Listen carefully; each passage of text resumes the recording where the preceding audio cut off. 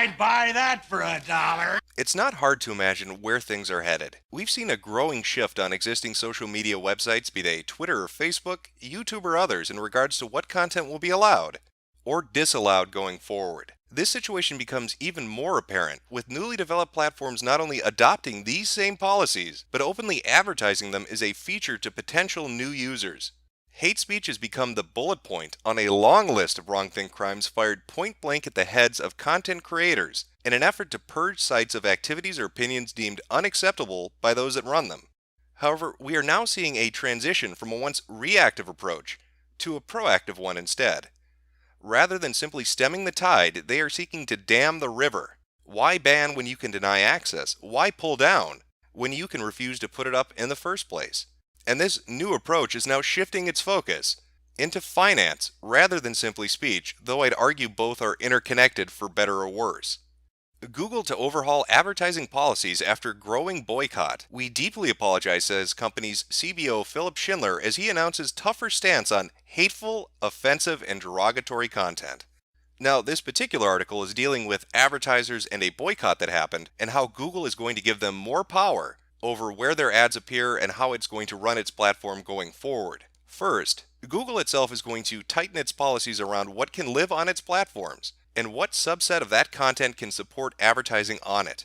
Starting today, we're taking a tougher stance on hateful, offensive, and derogatory content, Schindler says. The company is also ensuring that fake creators, those who impersonate other channels, can't host advertising. Schindler also says YouTube is taking a hard look at existing community guidelines to see if any content is allowed on the platform that shouldn't be, though no action is promised. Second, the company is promising better controls for advertisers to choose where their money goes and to prevent accidentally spending it on hateful content. The default options for advertisers will be tightened to exclude potentially objectionable content from the off. Advertisers themselves will be given account-level tools to exclude specific sites and channels from all of their campaigns at once, as well as more fine-tuned controls for when advertisers need specific say over where their ads appear. Third, Schindler writes that advertisers and agencies will be offered more transparency and visibility on where their ads are running. That should help advertisers avoid awkward situations like those that prompted the boycott in the first place, where advertisers only discovered their ads were showing up on extremist content after a Times report. The Google executives also promised to hire significant numbers of people, as well as bring in new AI-powered tools. Harmful opinions is God. Harmful opinions is God. Harmful opinions is God. Harmful opinions is God. To increase their company's capacity to review questionable content for advertising. Now, all of this should sound somewhat familiar. We've seen this play out with YouTubers such as PewDiePie, who, after having been the subject of a media blitz, saw his partnership with Disney's Maker Studios pulled. While this on its own isn't a death knell to his viability on the platform, it does have an effect. It sends a clear and concise message: step out of line and you will suffer financially. These MCNs, multi-channel networks, help to manage YouTube accounts and perform a host of services. They mitigate issues common users face, such as content strikes, copyright claims, as well as manage adverts and negotiate pay rates for those ads. The bigger the network, the safer the user. This has a direct relation to revenue generation as well. Issues with MCNs have been long-standing, but it now seems as if Google itself is going to play a more direct role by instituting a yay or nay policy when it comes to if you can make money going forward. It starts with the promise of allowing advertisers more control, but ultimately it will end with users losing complete autonomy. And it isn't too hard to imagine a scenario where in a few years, blacklists exist of users who can't make money off ads on any website through which Google hosts advertising. If you can't outright ban them, bleed them to death will be the new mantra. But all this does raise a rather interesting issue. Is a bigot's dollar worth less? The crux of the argument coming from companies like Google and others is that they view certain content as hate speech and thus believe it should be disallowed on their platform. It would then follow suit that those consuming that content must be advocates for such hate speech and a bigot in and of themselves for having agreed to view it in the first place.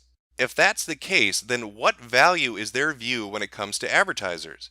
Is there some magic metric used in economics which weighs the value of the pure against the tainted when it comes to disposable income?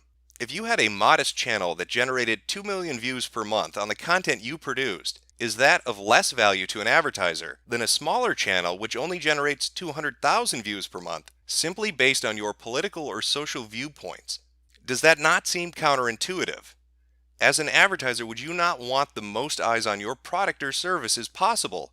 I have yet to encounter a television ad that asked me who I voted for, or a magazine ad that asked me my opinion on abortion before having been allowed to view it. So why then is the internet taking such a radically different approach? You could argue that this is a vocal minority forcing policy changes, or that the centralization of so many tech companies in such a specific geographic region plays some kind of role in their shared group vision. But regardless of what is causing it, I have no doubt it's going to become a larger issue going forward. I would argue that this is actually hurtful towards advertisers, that the more control they have, the more responsibility that comes with it. Now, that might not sound like a bad thing, but let me give you an example. Let's say I run Jimco. We're the best goddamn widget company which exists. Now, I put in a order with Google. I want to put my advertisements up on certain types of videos, widget-related videos. Now, let's say there are 100 different videos, and my ads get put on all of those. And the combined total for all those videos is 5 million views. Now, I don't have much say on which of those videos my advertisements go up on. Just a basic notion of I want it to be widget-related. I don't know about the politics of the creator. I don't know about their social viewpoints. It doesn't matter to me. I'm in the business of selling widgets. That's all I care about. But now here comes a complaint. Somebody says, hey, wait a minute. Account number 98 said something I don't like. How dare you advertise on account number 98?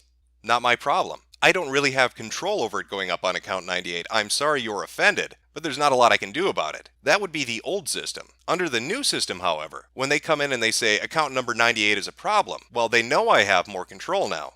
Okay, I'll pull that advertisement off that video. Well, that just cost me 100,000 views for that one complaint. Now, maybe that particular video had extremist views. Maybe that was a widget-related video about forcing eugenics on people. I don't know. Maybe it was some crazy extremist thing. And so you can hand wave it away and you can say, okay, I'm at least justified in doing that. But as we've seen, offense is a perpetual thing. It just keeps growing and growing and growing.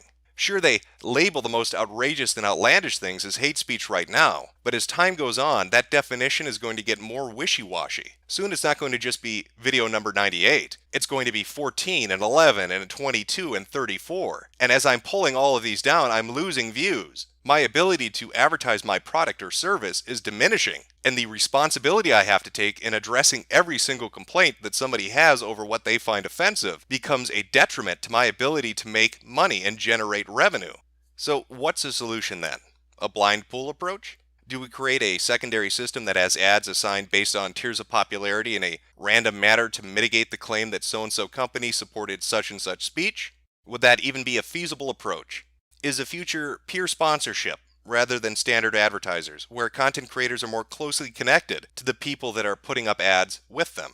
I honestly can't say, but it is clear that this will need to be addressed. These changes are coming whether we like them or not, and they'll be all-encompassing. Your blog, your videos, your website will be strangled via the justification that your viewpoints are toxic and thus can't be supported. We've seen a lot of talk over the last few years about alternatives for where you can go to be able to speak your mind, but it might be time to start talking about where the hell you can go to get paid.